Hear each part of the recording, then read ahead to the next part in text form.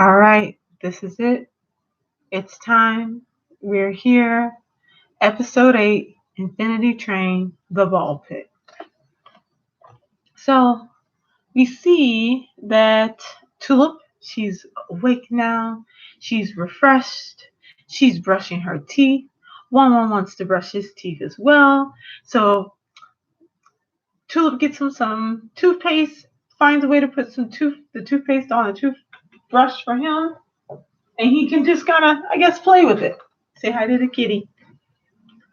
Atticus, he needs a little attention too. They're just kind of chilling there. They're in the rest car. And so there are charts everywhere. And I was like, okay, well, maybe these are charts where she's kind of tracking what she's doing. But no, this is not what's happening there. They're ready to leave. She's like, let's go. And so she says, I declare bankruptcy. And I was like, what is happening? And then their line goes down and they're out. They're slided down towards the door. And I was like, oh, it's kind of like a business building.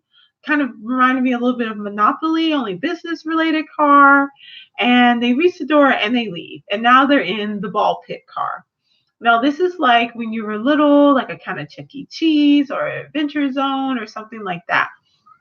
And so here, they're requested to remove their shoes and they enter the pit. And one says, oh my gosh, like the one is having a moment because there's all these balls. So he's all super excited because they're at the ball pit. And so he's like, just look at him, just look at him. He's just so excited. And so then, finally, I know it's taken me a little bit of time. Hi, how's it going? And so Tulip says this is what she's gonna do. She's like, oh my gosh, like she's really excited to be here. Atticus asks, like, if she wants to use this train. He was like, aren't you supposed to be using this train to get to Oshkosh? And Tulip's like, I am thrilled for tonight's episode. I cannot wait.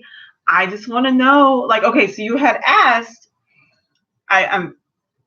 you had asked what happened, like what are my thoughts about 1-1 and what do I think about the conductor? And I'm still not sure. Like I feel like you said, there's still not enough that we know to really be able to say like what 1-1 is, what he's really supposed to be doing. I don't know if the conductor is actually supposed to act that way or if he's broken too.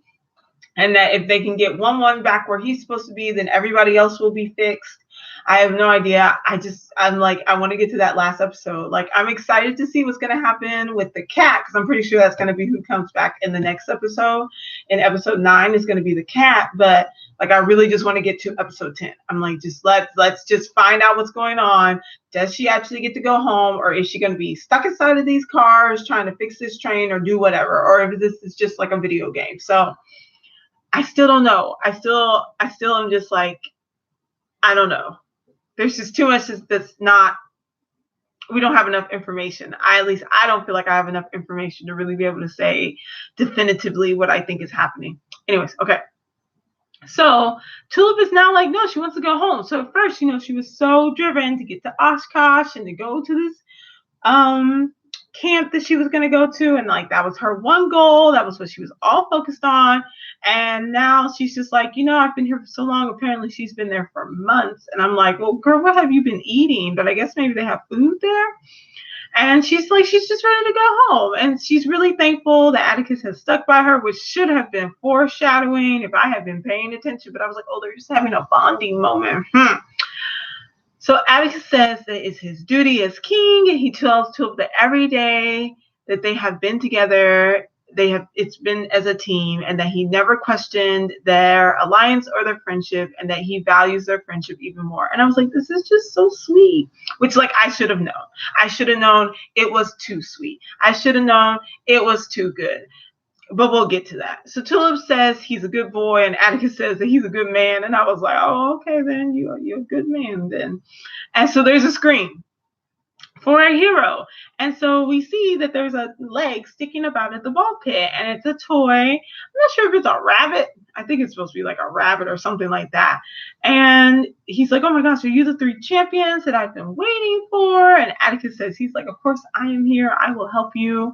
And so This is Khaki Bottoms, which I was like, that's the cutest little name for the little toy that they find in the ball pit. And so he has an artifact that needs to be returned, and it's the Jiggly Wiggly. So like that toy that had like the stuff in it, and you couldn't like hold it, and it was slippery, and it was always sliding, and it was like, just a fun thing to play with. And so he's like, this has to go back to where it's supposed to be. And so Tulip is now like, all right, let's do this. She knows the drill by now. She's ready to go. So she rolls up the stairs and she uses her jacket to pull up the others.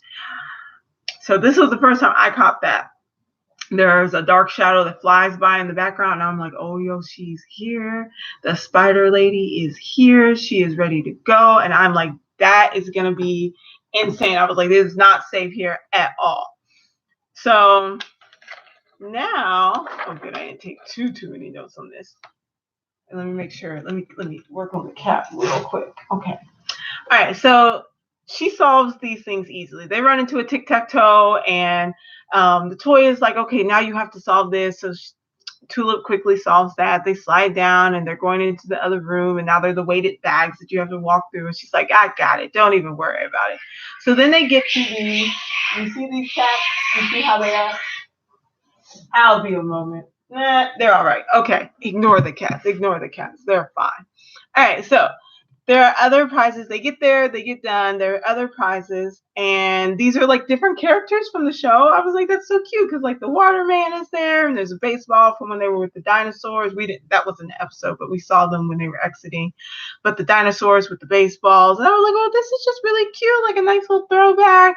There was some clearly we see that something's going to go on with the spider lady, but like everything just seems really nice. Everything like feels really good. And so, well, it didn't last very long, because one decides that they want for their prize the Jiggly Wiggly, and then the spider lady is back, and it is a disaster. She is tearing up everything. They're trying to escape. She's taken over everywhere trying to get out. They can see the door, but like she's in the way. So they're like, okay, well, how do we go around her? How do we get out of here? And so she's got her little like cables going through everything, and they're just trying to like sneak past her. But they drop the Jiggly Wiggly, which of course is hard to hold. And so then it falls on her, and now she knows that they're there. So she busts out of there, and she's attacking, and they're at the end of the tunnel, and she's like, okay, here we go. I'm going to get them. Atticus tries to pull Tulip out of the way, because she's shooting her little laser beams at them. And then Atticus is like, this is it. This is what I'm here for. And he's out there. He's ready to attack. And I'm like, what are you doing? She's going to like tear you apart. So he attacks through the ball pit. He snaps at her arms. There's some oil leaking out. Tulip runs away. But Spider Lady is on it. She's ready to catch her. She wraps one of her cables around her leg. She's pulling her back. And the next thing you know, it's the machine thing that had the red lines that was on there before. And it's coming forward. And I was like, oh crap, okay, this is big. We're really getting here. And so he approaches and he says, the world has been so much easier until you were here. It would have been so much easier if you would have just stayed put. And I'm like, that's One-One's voice. Very similar. And it's a big One-One. It takes off its like cloak thing that you can see, and it's a big One-One, big kind of flatter head though. And I'm like, okay, is this the mother? Is this the conductor? What is going on here? And he says, instead, he's talking to Tulip. He goes, instead, you go car after car, interfering with my plans. And I'm like, okay, so what is he trying to do? He's trying to mess up all of these cars and mess up all of these worlds. And One-Run runs away because he's like freaking out. So Atticus jumps in and attacks the steward so that it will let go of Tulip. And so after this, big One says he wanted to help Tulip. He was sending the cat with Tulip's tape so she could live in her happiest memories. But I'm like, that's fake. Why would anybody want to watch? Like, why would anyone want to stay in this world? That was a fake world that you created for her. And so big One he says she rejects his gifts and just keeps on trying to fight against him. And so then the cat's here now. And so big One wants little One, our One. And the cat is like, okay, well, I'll bring him to you. And so One is like, I got to get out of here. And the big one says that she did her job. Like the cat says she did her job. She's like, I just brought you the girl.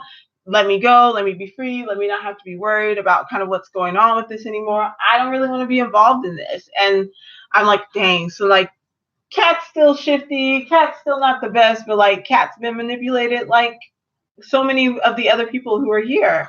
And so then Big One is like, it's your job to follow orders. And so this is my order, and you're gonna go and you're gonna get One. And so the cat is like, okay, and the cat runs after him. And so Big One and the steward, I call her Spider Lady, but the steward, they speak through beeps. They speak through these sounds. Obviously, they're not using language, verbal language. And so then it reminds me of a video game. And so steward starts to shoot after One and destroys the ball pit altogether. I mean, it's just falling apart. Tulip's freaking out because she's like, oh my God, that means that, One's going to be destroyed. And the Big One says, and it's like kind of teasing Tulip. It's kind of like picking at her, and it's like, oh, you're all alone now. And Tulip is mad. She's like, you killed my friends.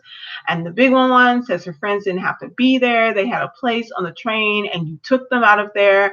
And he's starting to insinuate that this is all Tulip's fault. And I'm like, no, because this is all your fault, because you've been messing up with stuff on the train, and you've been changing things and trying to manipulate and control everything, as opposed to letting things function the way that they're supposed to. And I'm like, is this like a computer program gone haywire? And One is supposed to be the thing that regulates the computer and keeps everything in order, because that's what One said it did, is that it kept things in order. And without One, now you have all these kind of different machines or different programs running rogue and doing whatever they want to do. And maybe it goes back to the whole like freedom and not being controlled, because that's what Tulip's reflection really wanted. Was they were like, I've been forced to follow these rules this whole time, and now I want to live my own life. But it's like, okay, but you have to do so in a way that doesn't cause harm to other people. So I don't know. Anyways, we'll hopefully see tonight what all of this is about. And so let's just say, oh my God, it all makes sense now. One was part of the conductor. If you look closely, the conductor was seen in episode 1 flying by, right? And he was in Tulip's car. I think he was doing maintenance on. And then Tulip's car, let's get them to not fight. Tulip's car and set One aside, and One wandered off. Oh, so One wasn't even supposed to be like going off on his own. One is just like kind of random, so he's just always doing what he wants to do. I love that. I think she was doing maintenance on, and then he ran off. Okay, that could be totally a thing. And like, that's why this conductor is, maybe he's mad or is maybe all over the place. I just need him to get it together, because I'm like, you're just not being very nice. And when things don't go your way, sometimes we're really mad and we're not the nicest. But I'm like, you trying to blame Tulip because things are not going your way, like, that's not fair. And hopefully, I was hoping that Tulip has gone through enough, and she has matured enough and experienced enough to understand that, like, she's not responsible for what other people have done or what other people are doing, and that she would know that even though this Big One is blaming her, that like, it's not actually her fault. She did the whole speech with One about how it's not her fault, about how it wasn't his fault. And I'm like, okay, Tulip, this is your chance. Like, understand that this is not your fault. And so Tulip says that they were trying to help her, and Big One says that they were, and this is the result. So he's like, yeah, they were trying to help you, and now it's a mess. And now, like, look where you are. And I'm like, but that's not true. And Atticus talked to her earlier in the episode and was telling her that he chose to be there and how much he appreciates being able to spend his time with her and being able to make this choice. And like, again, back to this whole like manipulation. Atticus wasn't manipulated to come with her. He wasn't forced to come with her. That wasn't his role to come with Tulip. His role was to be with the corgis. Corgis. Is that how you say it? I don't know. But he chose to go with her. So like, the difference between choosing to do something and being ordered to do something, or doing something because it's your duty, or like what your responsibility is, or it's because someone told you to do. So then Tulip starts to cry, and it's so sad. This is like the saddest thing. I was just like, Why did we go from this super happy, fun, and now it's just like depression? So Atticus is back. Atticus attacks. Big One reveals that he is the conductor. So now we know, okay, this big creature that looks like a bigger one is the conductor of the train. And I'm like, well, girl, you thought you were going to be able to go to the conductor and get some help, but apparently that's not going to be the case. And so the conductor tells Tulip to cease her journey and then shoots Atticus with this weird looking gun thing. And I was like, oh dang, he just shot this dog like they're gonna do this on a cartoon.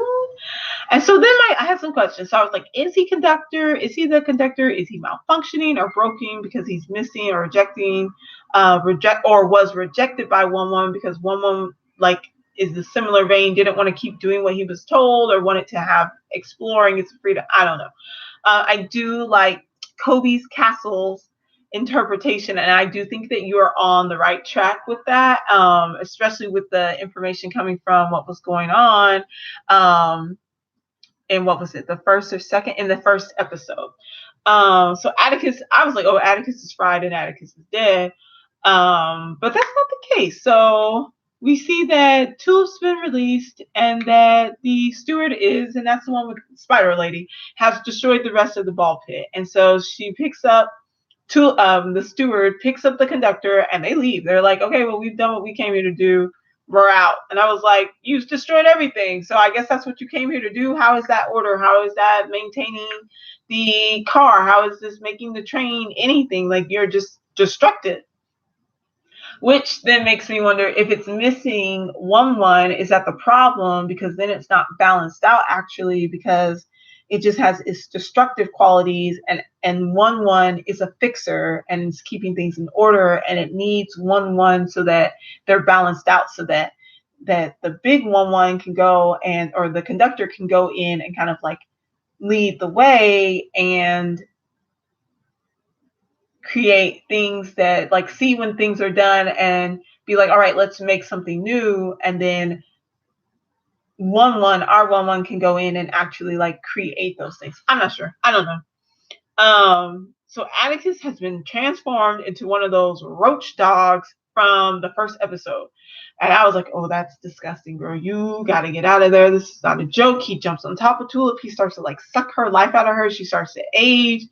But he stops and he seems confused. And I'm like, okay, so maybe there's still some Atticus in there that's like, no, this is my friend. I shouldn't be hurting her. But he chases her and he starts chasing her again. 1-1 is alive. 1-1 is wily. So he's made it.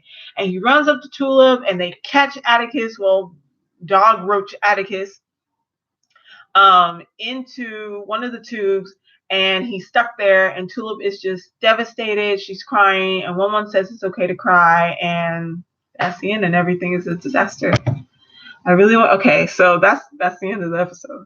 Okay, Kobe's Castle. After you finish your summary, I really want to know what your thoughts are on the train itself, why it exists, and what exactly the number represents. Like, who's making Tulip's number go down? This is all too juicy. I kind of wonder, because when Tulip was in the cat's car and she was like, she was going through those memories, she was like, I'm making my memories change. And I kind of wonder if, like, I'm still a little on the fence whether the numbers actually mean anything, or if they are really just arbitrary and we're just giving them meaning, or if Tulip is changing the numbers and doesn't realize that she's changing them, because like she didn't realize that she was erasing those memories and was just making new ones when it worked out well for her. So I don't know. I'm still a little on the fence about the numbers. I mean, I know we're winding down to 1 or 0, and I'm still looking at the like what could be a relationship, because you have 1-1, and I was looking at like, okay, infinity, and so infinity is like this ongoing loop. It is something that will never run out. It's just like this like it's just ongoing. And so then you have 1-1 who is like perfectly balanced, and 1 times 1 is 1, 1 divided by 1 is 1. Like it's something that is like a constant that will continue forth. And so I'm still kind of wondering if maybe like her number will get to 1 or 0. I don't know. I don't know. I don't know. I want to know what the numbers mean, if the numbers mean anything, or if they were like a distraction to keep us from seeing kind of some of these other things that were going on in this world on this train, because the problems that are happening on this train are not from Tulip. The problems on the train are from the whatever's going on with the conductor and the steward and 1-1. And that's like what the actual issues are. Tulip is just stuck here in their environment dealing with what's going on and interfering in that she is not forced to just follow along and to just do whatever she's ordered to do. So let's see. So that's about the numbers. Why the train exists. I still think it's a game. Like, it just feels too much like a game. And maybe it was just supposed to be like maybe it's like a trial game, or it's like a sample. Because even I was like, well, if it really is a game, then even like the first episode, that could be like the walkthrough, or like the, I don't know, whatever they call it, where when you start a game and you're not actually playing, and like the characters are doing the whole like movie thing, setting it up before you actually get to the game and play it. But I also kind of think that like whatever's happening on this train is separate, like not necessarily a part of the real world. But I don't know, like I can't decide, like I can't commit. Yes, me and someone came up with a theory that the train itself is a game. Design camp, and each car represents a puzzle, and your number changes based on your rank and performance throughout the puzzles. And I kind of agree with that, but then I also kind of think that like, but she hasn't run into any other people unless it's like each train would be its own. But then like, what happened with the first person when they got sucked up into whatever happened there? Like, did they reach the end of the game and they solved all the puzzles, and then that's when you're like pulled out of the game per se, and you show up and you're back actually in the camp? Because the other thing is, like, she's like, I don't know how time works, I've been in here for months. And I'm like, okay, well, if you're in a game, then like months for you could be just like 30 minutes or something. So I don't know, like in one sense, I think for sure it's a game. I think for sure it's a game, or it's a simulation, or it's something in her head that is playing out like a game because she likes games, and that's how she deals with her issues, are through developing games. So I don't know if this is like a game she made, or if this is the game she's playing at Oshkosh, but like clearly this is how she goes through her problems. And I saw something else that was talking about the conductor as the archetype of the father, or like and I didn't necessarily like that they said like the father per se, but of the adult who will blame others around them, specifically the child, for things not going the way that they have wanted them to go. And I was like, I can see that, but I think it's really interesting that it seems like that the conductor is more masculine, and that the what is that thing called? I never remember. Spectator, whatever, spider lady, steward. The steward is more feminine, and that the conductor seems like it's running everything, but is completely just like out of touch with what's actually happening. So did they kill off Atticus or not? I just watched the episodes. Atticus is a dog roach thing. So in the first episode, there were these, when Tulip jumped off the train because she was like, I gotta get out of here, and was like in this barren wasteland. She ran a little bit, but she got stuck, and there were these dog roaches there, and they chased her back on the train. And now we see that Atticus was changed into one of the dog roaches. And I guess that's how it happens, is that the conductor would hit them with the gun and turn them into a dog roach. I guess for people who were insubordinate and would not follow his orders. I know about happened in the episode, but I want to know in the 8th episode they did not kill off Atticus. Atticus is not dead. He has been transformed into a dog roach. So he's technically still alive. And I think Atticus is still present in the dog roach because he did stop attacking Tulip for a short amount of time. They called them dog roaches on the wiki because I was like, what's a dog roach? I didn't think it was a dog roach. I thought it was something else, but like, it's a dog roach on the wiki. And then we saw yesterday's episode that I was like, oh no, literally it is a dog roach. Like it's a dog that's been turned into like this roach creature. So I was like, that's gross. But anyways, I live in Texas, so flying roaches and all of that, I was like, gone somewhere else with that. But yeah, so I know I might be so evil for this, but I did not even shed a tear. I thought it was sad. Like I thought it was really sad because I felt bad for Tulip, but I was more so like, because we were given so much information, I wanted to know what was going to happen next. I was like, oh yeah, this is really sad, but like, what's going on with the conductor? What's going on with 1-1? What's happening with the steward, spider lady? Like, what's she gonna do now? Wow, is this cat gonna play into things? And does she actually get to go home? I just want to know if she's gonna go home or not. Like, is she gonna wake up in Oshkosh at the camp, or is this girl gonna be waking up at home or passed out somewhere in the snow because she decided to walk? I harp on this, and every time I do this, 300 miles in the snow with no real like protection for herself. That's why I was like, this has to be a game because this chick would be dead. Like, how? No, what? And you had nowhere to stay. It is. She said she had what, $12 and some change, and I was like, what were you gonna do with $12? Like, this has to be some type of game because this is. I understand being young and like not understanding how the world works, but I also understand like, when I was that young, I knew I didn't want to freeze to death. I'm in Texas, that's not a thing. But like, you don't want to be outside like that. So yes, I thought it was really sad. I mean, I didn't cry, but I thought it was really sad. And I was like, this is just like a mess. And I think my other thing is, R.I.P. Jiggly Jeff. Man, that thing set them up for failure. And I wanted to be like, you should have took that water thing or the baseball or something that could be useful, because even remembering, like, yeah, so I feel you, Kobe Castle, because like it's sad, but it wasn't like, I felt sad, but I didn't want to cry. I wanted to know what was happening. I was like, yes, girl, this is sad. Yes, it's okay to cry, feel all of your feelings, because this whole series is about feeling your feelings. But I was also like, now might be the time that you might want to bring some of that logic to the table, instead of all the times when you were kind of inappropriately using all this logic to just avoid everything and avoid all your issues. Because now might be the time, like, because girl, you might die or get turned into a dog roach. So you need to stay on your P's and Q's and figure out what's going on, because you need to get out of here. So yeah, like, cry for a little bit.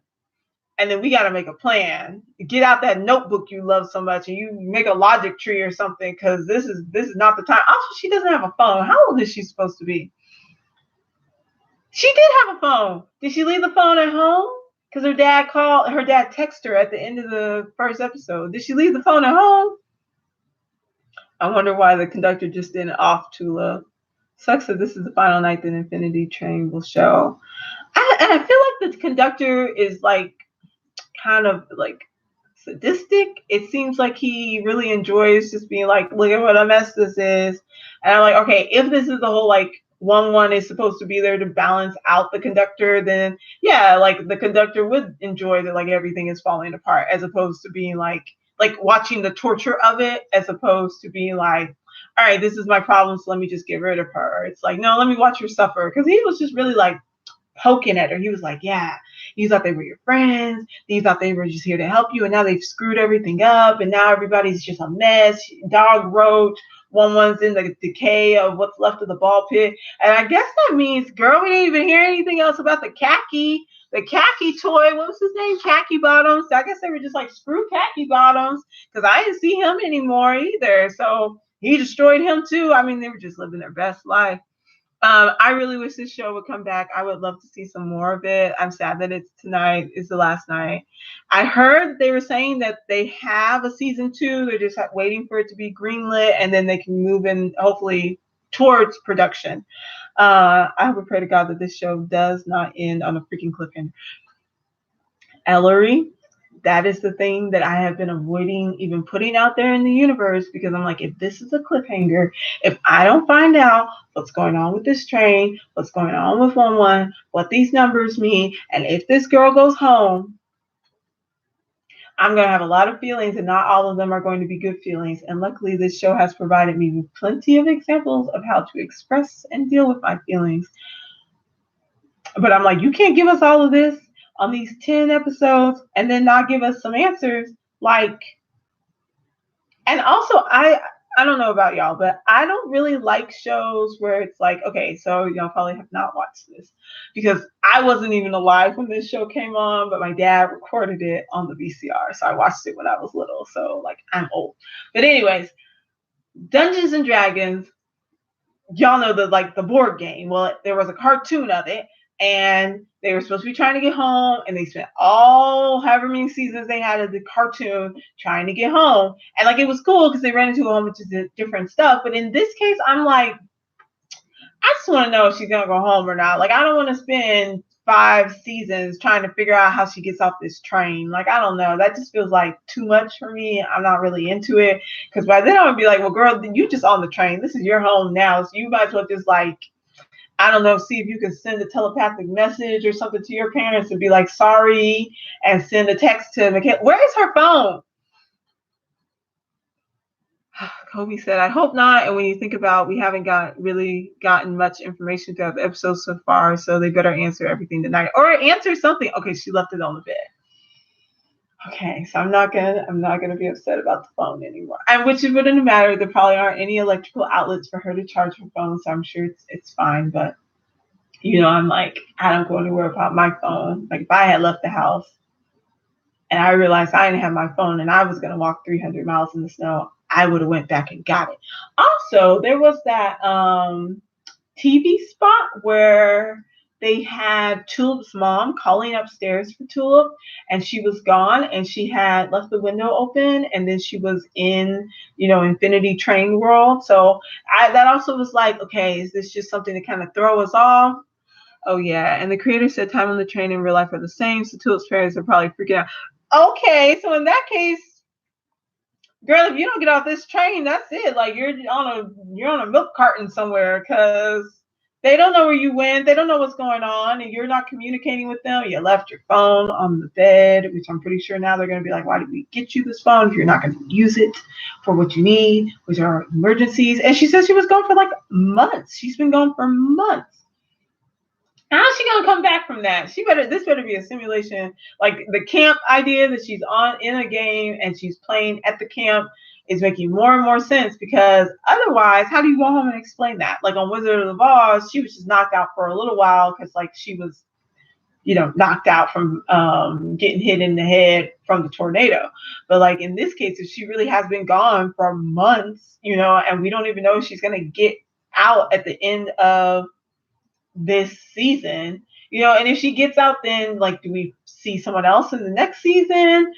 Do the worlds start to collide? Is she going to be in a different video game now? Is this going to be like Infinity Train 2.0, like, beyond the infinite? I don't know. So yeah, that was episode 8. Pretty sure episode 9 we're going to get that cat again. I want to know with the cat, like in what way, like we know it's being manipulated, but like what is the cat going to want to help out and join with them? What tape did the cat take from their house when they were in the cat car and everything got destroyed? Well, and then I want to know what these numbers are about. Oh, coming in 20 minutes. I don't understand why she did that. I mean, he was going to help her, but I actually like the cat. Like I think the cat is shifty and shady. Like, and I think it's funny that the cat's trying to like build an multi-level marketing scheme, like it's a pyramid scheme. So I'm like, I just think the cat's being a cat. Like I have cats, and I'm sure like if you watch any other videos, they fight and they make noise and they're just a nuisance. So like I'm like, it's a cat being a cat. But I do think the cat's going to try to help Tulip and the gang, because I feel like the cat's going to be like, it's obviously being manipulated too and being controlled too. And it's going to want its freedom and knows that Tulip can disrupt. And maybe the cat will tell us what 1-1 is supposed to be doing and is supposed to be. Like maybe that's how we'll find out about that and not have to wait till the last episode, because clearly the cat knows more than we do and more than what they do or what 1-1 can remember. And so maybe that's when we'll learn some more about that when the cat's like, I'm screw it. I don't want to help this, the conductor anymore. I don't want to have to live in this world where I can't make my own choices and do my own thing. So I don't know. We'll see. I'm excited. So I think I'm going to go get ready, have dinner, and then I will be back later to talk about hopefully what we find out at the end of these episodes. So thanks for coming. Thanks for chatting, Kobe's Castle and Ellery Happy Channel, Crazy Cool Guy too. Thanks for coming in. Thanks for sharing. So I will see you all later. Have a good afternoon.